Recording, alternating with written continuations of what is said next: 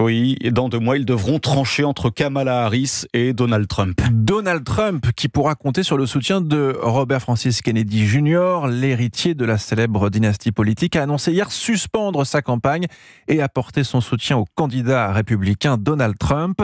La démocrate Kamala Harris reste, elle, sur une bonne dynamique, mais son camp, Aviva Fried, va devoir trouver des moyens de conserver cet élan actuel. Oui, fini les confettis et les ballons, la candidate doit reprendre son bâton de pèlerin pour faire campagne dans les fameux États clés dont elle a besoin si elle veut espérer remporter la victoire.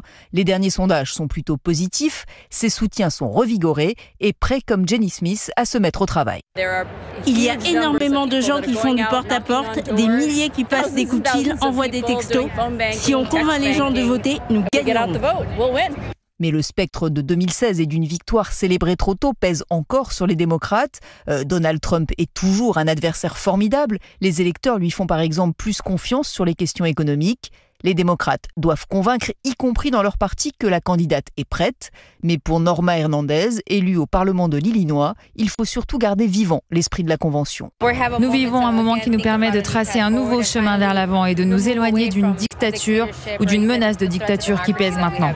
Mais il reste encore 10 semaines d'une campagne qui a déjà prouvé que tout pouvait basculer au moindre moment. Aviva Fried, correspondante d'Europe 1 aux États-Unis. Et la prochaine grande étape de cette campagne présidentielle, c'est bien sûr le débat télévisé entre Kamala Harris et Trump. Il est prévu très tôt, dès le 10 septembre.